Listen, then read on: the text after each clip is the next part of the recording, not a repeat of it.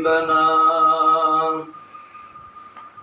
وحبيب ربنا وطبيب قلوبنا ومولانا محمدا عبده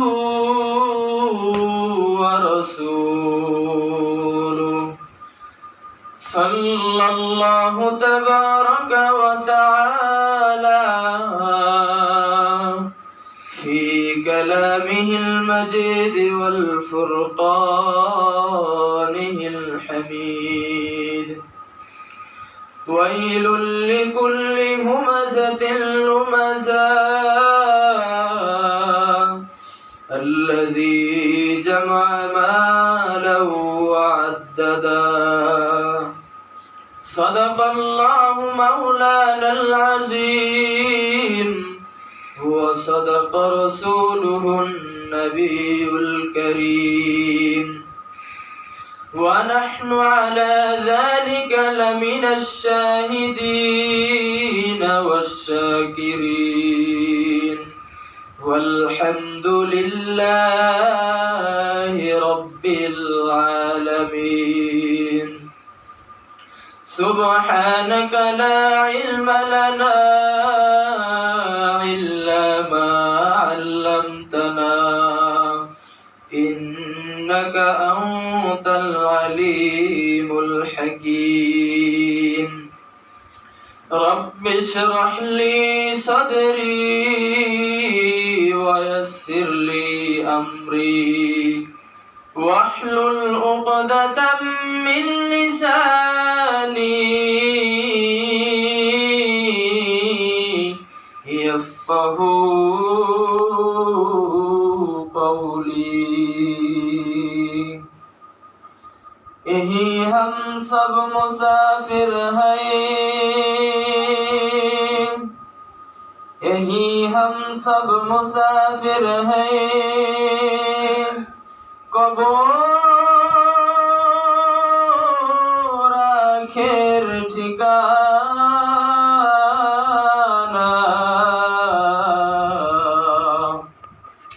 यही हम सब मुसाफिर हैं कब्र आखिर ठिकाना हुए आगे रवाना है कोई पीछे रवाना बलगल्लुला बिकमालिही कशफत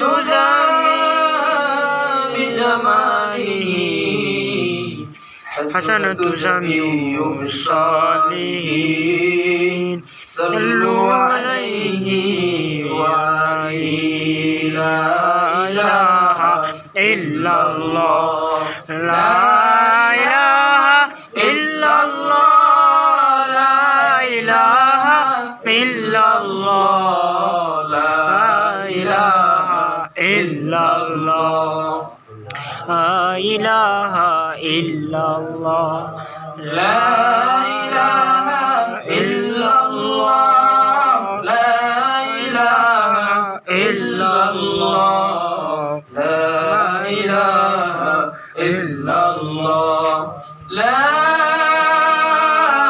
إله إلا الله محمد رسول الله صلى الله عليه وسلم हे रसूल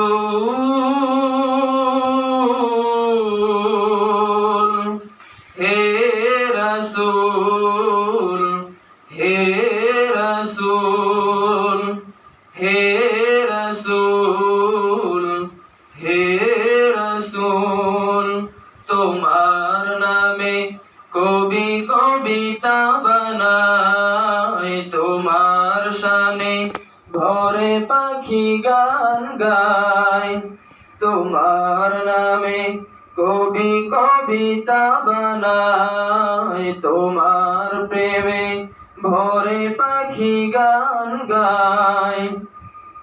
কি জাদু কি মধু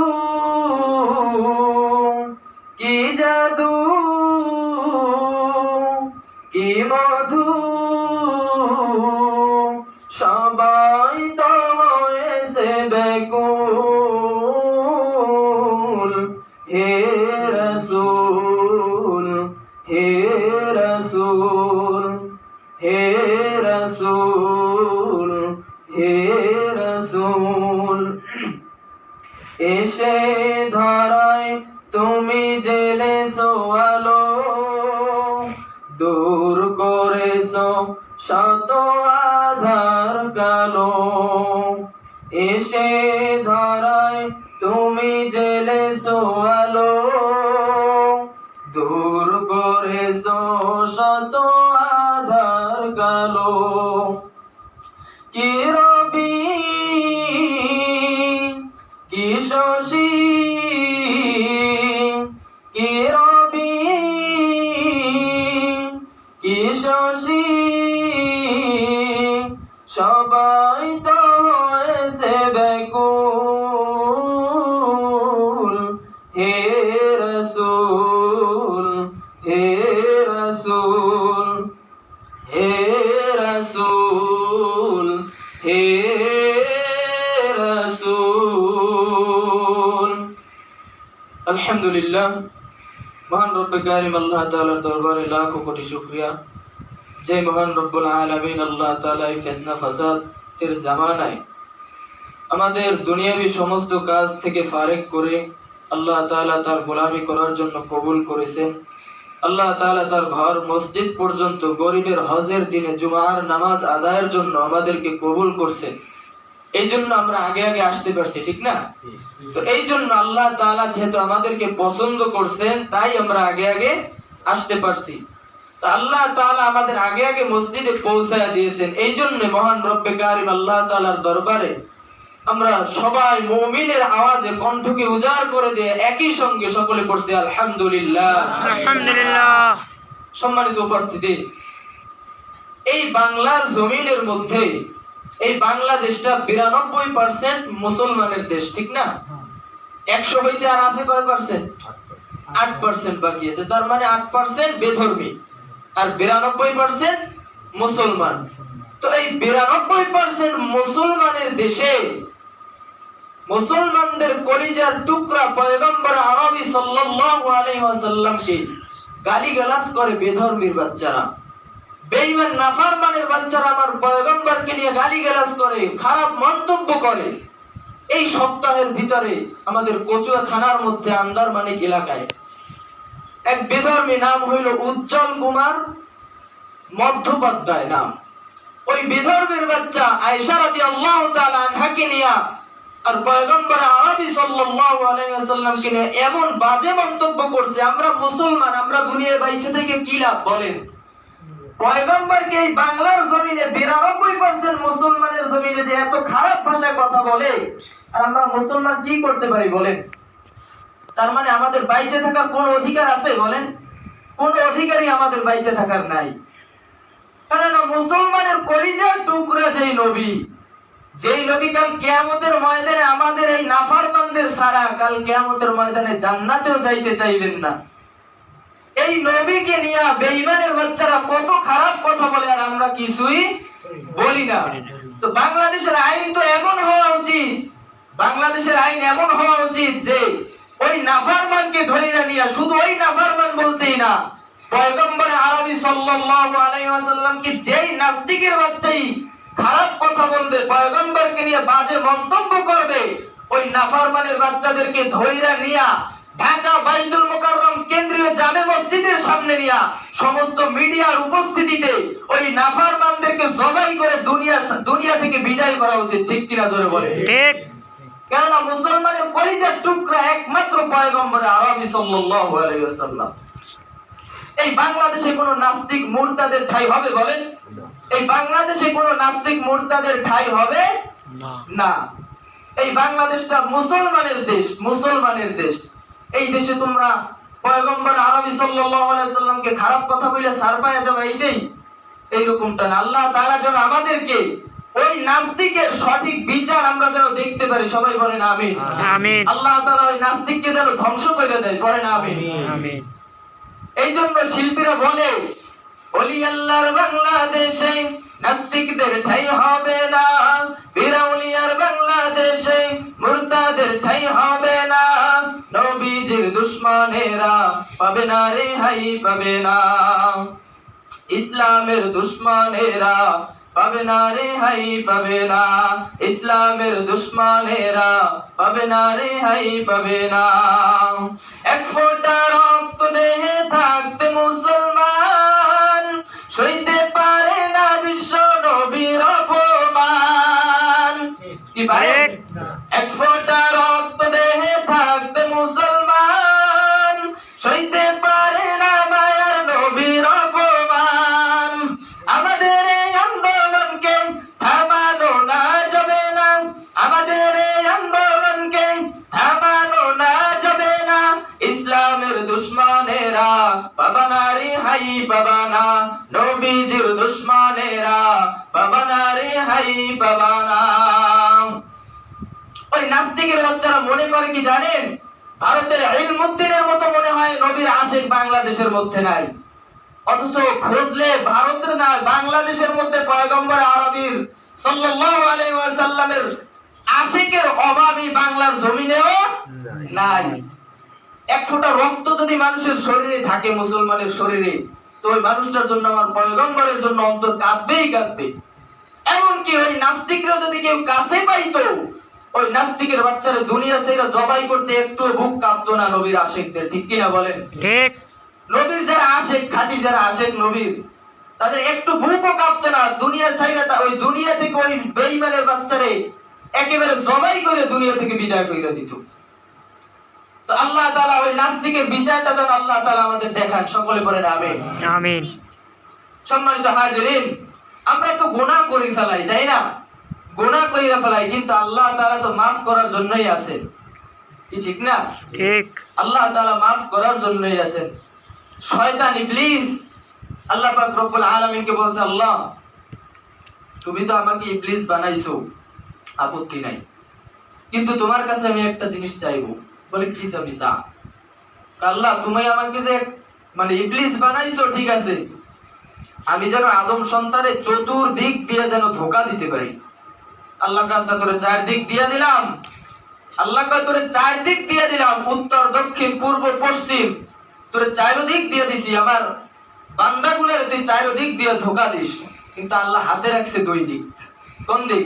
দুই দিক। দুই দিক আল্লাহ হাতে রাখছে, একটা হলো নিচ আর একটা উপর। আল্লাহ তাআলা কয় বান্দারা, ইবলিস আমার কাছে শর্ত চাইছে, আমি ওরে দিয়ে দিছি, চারটা দিক করে আমি দিয়ে দিছি, কিন্তু বান্দা আমি আল্লাহ তোমাদের জন্য দুইটা দিক রাখছি। মসজিদের মধ্যে গিয়ে আমি আল্লাহকে নিচের দিকে তোমরা সিজদা দেবা, সিজদাটা লাগায় দিয়ে আমি আল্লাহর কাছে দুইখানা হাত উপরের দিক তুইলা আমি আল্লাহর কাছে maaf চাইবা, আমি আল্লাহ তোমার জিন্দেগীর তামাম গুনাহগুলিকে maaf করে দিব। সুবহানাল্লাহ। এত আস্তে বলেন না সুবহানাল্লাহ। সুবহানাল্লাহ। সম্মানিত হাজিরিন, মুসলমান বাবাজিরা আমার, এই বাংলাদেশ, ভারত আর পাকিস্তান যখন এক ছিল, তখন এই জায়গার মুসলিম বাদশা ছিলেন একজন ন্যায়পরায়ণ বাদশা ছিলেন, যার নাম হইল সুলতান মাহমুদ গজনবী রহমাতুল্লাহি আলাইহি। ওই সুলতান মাহমুদ গজনবী ছদ্মবেশে রাত্রের বেলায় প্রজাদের অবস্থা দেখার জন্য সুলতান মাহমুদ গজনবী বের হইছেন। বের হওয়ার পরে সুলতান মাহমুদ গজনবী ছদ্মবেশে বের হইছেন। এটা কার সুন্নাত বলেন তো? কার সুন্নাত? পয়গম্বর আরবি সাল্লাল্লাহু আলাইহি সাল্লামের সুন্নাত। ছদ্মবেশে প্রজারা কেমন আছে, ওমর রাদিয়াল্লাহু তাআলা আনহু দেখছে, আবু বকর রাদিয়াল্লাহু তাআলা আনহু দেখছে, ওসমান আলী রাদিয়াল্লাহু তাআলা আনহু দেখছে, যত খলিফা ইসলামের ছিল সবাই এই সুন্নাতটা কিন্তু পালন করছে। সুলতান মাহমুদ গজনবী রাহমাতুল্লাহি আলাইহি এইবার ছদ্মবেশে যখন বের হইছে, রাস্তা দিয়ে হাঁটতেছে, হাঁটতে হাঁটতে কিছু দূর যাওয়ার পর সুলতান মাহমুদ গজনবী দেখতে পায় সামনে কিছু 4টা চোর বসে আছে। এইবার সুলতান মাহমুদ গজনবীকে যখন চোর 4টা দেখলো, দেখা বলে এই দিকে আসো, একা একা চুরি কইরা মজা পাওয়া না। কারে কয়? সুলতান মাহমুদ গজনবী বাদশারে কয়। মানে চোর তো গেছে চুরি করতে, যার মনে যা থাকে বের হয় কিন্তু তা, যার মনে যা থাকে বের হয় তা। তো সুলতান মাহমুদ গজনবীকে দেখে কয়, তুমিও চুরি করতে যাও, একা একা আর কি চুরি করবে? আমরা 4 জন আছি, দলে ভারী হবে, বেশি চুরি করতে পারবো, ভাগে বেশি পাবো, আসো আমাদের সাথে চুরি করতে আসো। সুলতান মাহমুদ গজনবী তো মানে যার মনে যা থাকে বের হয় তা। কেমনে জানেন? এক আল্লাহর ওলি তাহাজ্জুদের নামাজ পড়বে, উযু বানাইতে গেছে শেষ রাত্রে, আর এক চোর পুকুরের আরেক মাথায় গিয়ে নামছে, চুরি টুরি করে হাত মুখ ধুইতেছে। এখন আল্লাহর ওলি যে তাহাজ্জুদের নামাজ পড়বে, ওই আল্লাহর ওলি মনে মনে ভাবতেছে, ওই যে লোকটা উযু করতেছে, হাত মুখ ধুইতেছে না, ওই লোকটা যে উযু করতেছে, তাহলে ওই লোকটা মনে হয় আমার মতন তাহাজ্জুদের নামাজ পড়বে, যার মনে যা। আর ওই পাশের চোর দেখে বলতেছে, ওইও মনে হয় আমার মতো চুরি হয়ে তারপরে আইছে, কি তাই না? যার মনে যা বের হয় তা।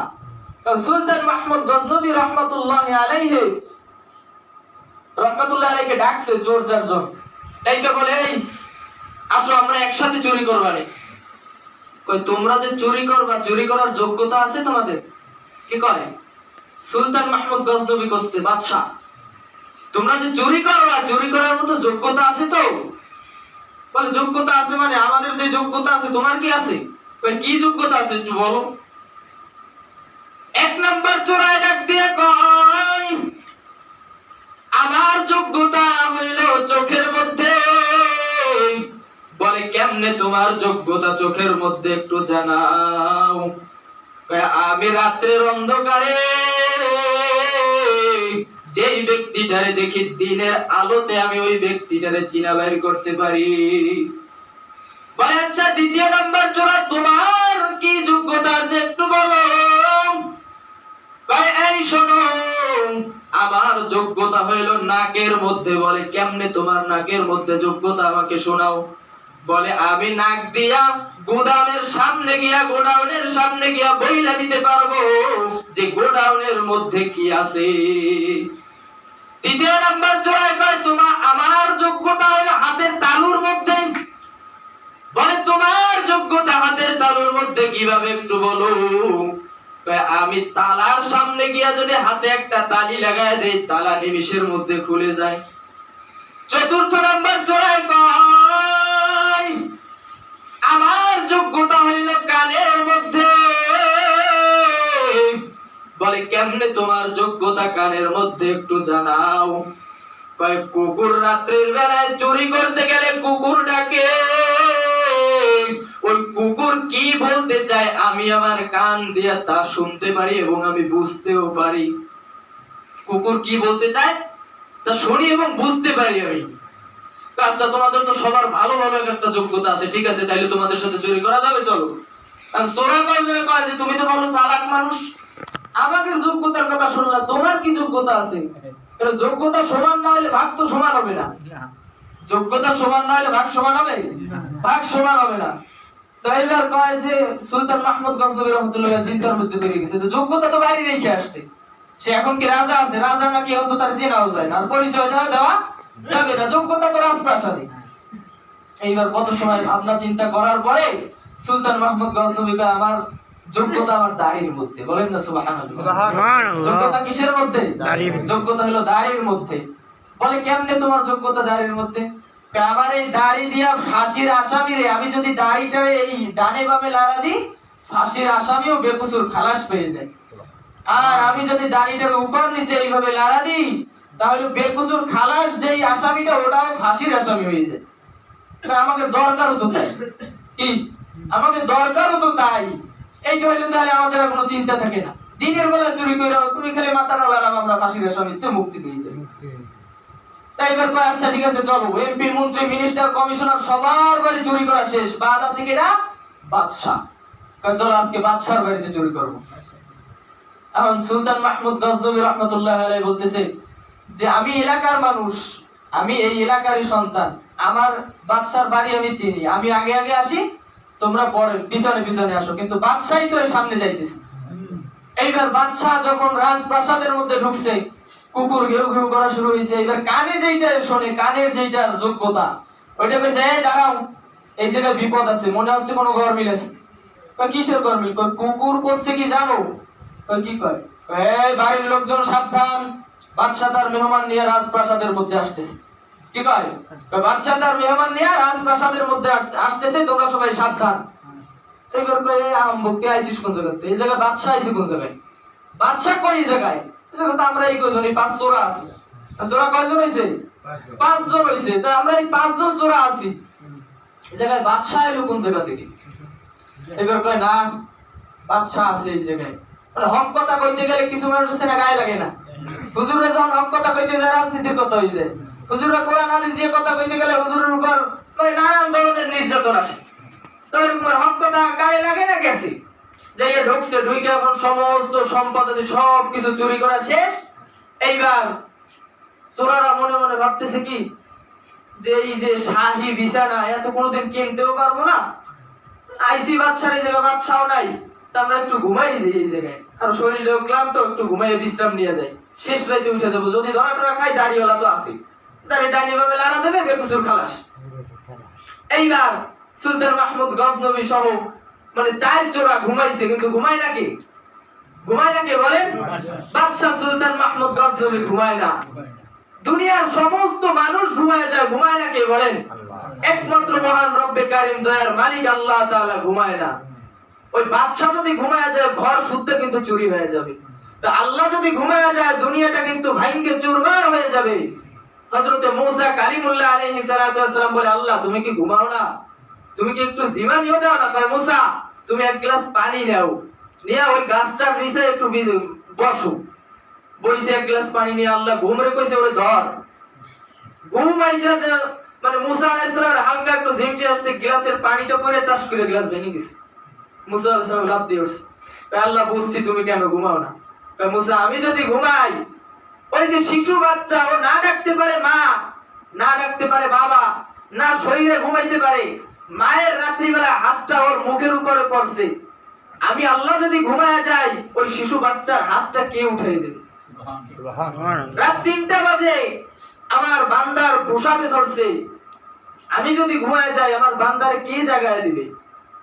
সুবহানাল্লাহ বলবেন না? তো এই জন্য আমি আল্লাহ ঘুমাই না, এই জন্য আমি আল্লাহ ঘুমাই না। এইবার সুলতান মাহমুদ গজনবী রাহমাতুল্লাহি আলাইহি চোর গুলারে 4টা চোরে তালাবদ্ধ করে সুলতান মাহমুদ গজনবী রাহমাতুল্লাহি আলাইহি এইবার সকাল বেলায় সিংহাসনের মধ্যে গেছে। সিংহাসনের মধ্যে বসে কয়, এই তোমরা যাও, আমার কামরার মধ্যে, আমার হুজরার মধ্যে 4টা চোর আছে, ওই চোরগুলারে তোমরা হ্যান্ডকাপ পরায়া দ্রুত কইরা রাজপ্রাসাদের মধ্যে নিয়ে আসো। সুলতান মাহমুদ গজনবী রাহমাতুল্লাহি আলাইহির কথা মতো রক্ষীরা এইবার যখন 4টা চোরারে নিয়ে সামনে রাজার সামনে যখন হাজির করছে, এইবার সুলতান মাহমুদ গজনবী কয়, সুলতান মাহমুদ গজনবীর কাছে মন্ত্রী যে আছে সে বলতেছে, ও বাদশা নামদার, এই চোরা 4 জন আগে অনেক মানুষের বাড়িতে চুরি করছে, এক পর্যায়ে শেষ পর্যায়ে আইসা আপনার বাড়িতে পর্যন্ত চুরি করতে আসছে, এদের শাস্তি কঠোর না হইলে কিন্তু হইবে না। এইবার বাদশাহ সুলতান মাহমুদ গজনবী ডাক দিয়া কয় যে এদের একমাত্র শাস্তি হইল ফাঁসি। কি শাস্তি? ফাঁসি। এই কথা শুনে চোরা 4 জন কান্নাকাটি শুরু কইরা দিছে, কান্নাকাটি শুরু করছে। এক চোরা যে রাত্রের বেলায় যাকে দেখে দিনের বেলায় তাকে চিনতে পারে, ওই চোরাই ডাক দিয়া কয়, বাদশাহ, চোর তো আমরা 4 জন ছিলাম না, চোর ছিলাম আমরা 5 জন। ও বাদশা, 5 নাম্বার চোরটাই তো আপনি। বাদশা, রাত্রে কি সুন্দর আমাদের সাথে বন্ধু সুলভ আচরণ করলেন। ও বাদশা, এখন কি আপনার তো যোগ্যতা ছিল একটা, যে আপনি দাড়িটারে যদি ডানে বামে লাড়া দেন ফাঁসির আসামি পর্যন্ত বেকসুর খালাস পাওয়া যায়। ও বাদশা, রাত্রে আমাদের সাথে বন্ধুর সুলভ আচরণ করলেন, এখন কেন আপনি আজকে আমাদেরকে ফাঁসির জন্য দিতেছেন, ফাঁসির আদেশ দিতেছেন? এইবার বাদশা বলে, কে আসো, ওদের হ্যান্ডকাপটা খুইলা দাও, ওদেরকে বেকসুর খালাস করিয়া দাও, কেননা বন্ধু হইয়া বন্ধুদের সাথে এইরকম ভাবে অন্যায় করতে পারবো না। এইবার চোরা চারজন বলে, আর কখনো চুরি করব না। দ্রুত কইরা তওবা কইরা কালেমা কইরা তওবা কইরা আবারও মালিকের দরজার দিকে ফিরে যাইব। বলেন না সুবহানাল্লাহ। তওবা করা লাগবে না? গুনাহ যতই করি না কেন তওবা করলে আল্লাহ তাআলা maaf করে দিবেন। গুনাহ করাই তো আমাদের খাসলাত, গুনাহ maaf করার খাসলাত হইল মহান রব্বে কারিম আল্লাহ তাআলা, ঠিক না? তো এই জন্য বাবাজিরা বুঝাইতে চাইতেছি যে তওবা করতে হবে, তওবার বিকল্প কিছুই নাই। খাঁটি তওবার নিয়ত যদি খাঁটি হয়, ইন্নামাল আমালু বিন্নিয়াত, আপনি তওবা করতে পারেন নাই, খাঁটি তওবার নিয়ত করছেন, আল্লাহ তাআলা এই নিয়তের ওসিলায় আপনাকে maaf করে দিতে পারেন। সুবহানাল্লাহ। আল্লাহ তাআলা বলেন, আল্লাহ তো রহমানুর রহিম, অতি দয়ালু। আল্লাহ তাআলার দয়ার সাগর, তার দয়া কোনোদিন শেষ হবে বলেন না? তো এই জন্য মহান রব্বে কারিমের কাছে বেশি বেশি তওবা করতে হবে। গুনাহ আমাদের করার খাসলাত, ইবলিস আমাদের ধোঁকা দিবে। গুনাহ নাই এমন কোন মানুষ আছে? এমন কোন মানুষ নাই। গুনাহ সবারই কম বেশি আছে। তো এই গুনাহ থেকে আল্লাহ তাআলা আমাদের সবাইকে তাওবা করার মতো তৌফিক দান করুক, সকলে করে না আমিন। যেইটুকু আলোচনা করলাম আল্লাহ তাআলা এর ভিতরে মুখের থেকে জবানের থেকে যেই আলোচনাটুকু বাহির করলেন আল্লাহ তাআলা ভালোটুকু আমল করার তৌফিক দান করুক। ভুল ত্রুটি হইলে আল্লাহ তাআলা মার্জনা করে দিক, সকলে করে না আমিন। আখিরু দাওয়ানা আলহামদুলিল্লাহ।